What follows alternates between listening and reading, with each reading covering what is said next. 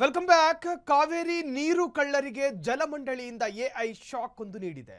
ಬೆಂಗಳೂರಿನಲ್ಲಿ ನೀರು ಸೋರಿಕೆ ತಡೆಗೆ ರೋಬೋಟ್ಗಳ ಎಂಟ್ರಿ, ಸ್ಟಾರ್ಟ್ಅಪ್ಗಳ ಜೊತೆಗೂಡಿ ಹೈಟೆಕ್ ತಂತ್ರಜ್ಞಾನದ ಬಳಕೆ. ಕಾವೇರಿ ನೀರು ಕಳ್ಳರ ನಿಮಗಿಡುತ್ತೀವಿ. ಬೆಂಗಳೂರಿನಲ್ಲಿ ನೀರು ಸೋರಿಕೆ ತಡೆಗೆ ರೋಬೋಟ್ಗಳ ಎಂಟ್ರಿ, ಸ್ಟಾರ್ಟ್ಅಪ್ಗಳ ಜೊತೆಗೂಡಿ ಹೈಟೆಕ್ ತಂತ್ರಜ್ಞಾನದ ಬಳಕೆ. ನಿಯೋಜಿತ CM DK Shivakumar master plan. Kaveri ನೀರು ಕಲುಷಿತವಾಗುವುದಕ್ಕೂ ಬೀಳಲಿದೆ ಬ್ರೇಕ್. ನೀರಿನ ಪೈಪ್ಲೈನ್ ಒಳಗೆ ನುಗ್ಗಲಿವೆ ರೋಬೋಟ್ಗಳು. ಕಾವೇರಿ ನೀರು ಕಳ್ಳರಿಗೆ ಜಲಮಂಡಳಿಯಿಂದ ಆರ್ಟಿಫಿಷಿಯಲ್ ಇಂಟೆಲಿಜೆನ್ಸ್ ಬಳಕೆಯಿಂದ ಶಾಕ್ ನೀಡಿದೆ.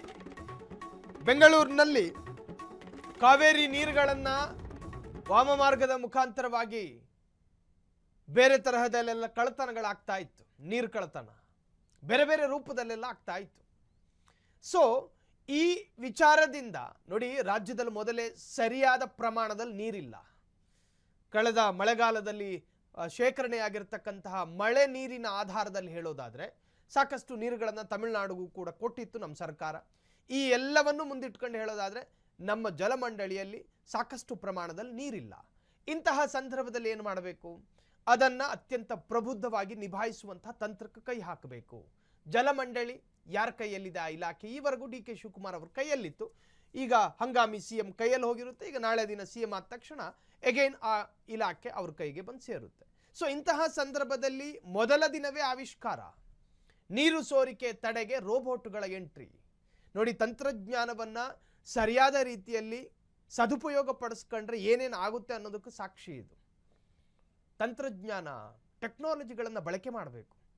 ಆ ಬಳಕೆಯಿಂದ ಸಾರ್ವಜನಿಕರ ಹಿತ ಆಗಬೇಕು, ರಾಜ್ಯದ ಉದ್ಧಾರ ಆಗಬೇಕು, ಜಲಮಂಡಳಿಯಲ್ಲಿ ಒಂದು ಕ್ರಾಂತಿ ಶುರುವಾಗಬೇಕು.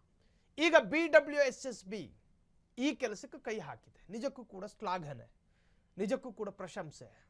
ಇದರಿಂದ ಆಗಬಹುದಾದಂತಹ ಸಾಧಕ ರಾಜ್ಯದ ಹಿತಕ್ಕೆ, ರಾಜ್ಯದ ಜಲ ಅಂತ ಬಂದಾಗ ಅದನ್ನು ಉಳಿಸುವಂತಹ ಜವಾಬ್ದಾರಿ ಪ್ರತಿಯೊಬ್ಬ ನಾಗರಿಕನದ್ದು ಕೂಡ ಹೌದು, ಪ್ರತಿಯೊಬ್ಬ ಕನ್ನಡಿಗನದ್ದು ಕೂಡ ಹೌದು. ಸೊ ಈ ತರಹದೊಂದು ಟೆಕ್ನಾಲಜಿ ಜನರ ಶ್ಲಾಘನೆಗೂ ಕೂಡ ಗುರಿಯಾಗಿದೆ.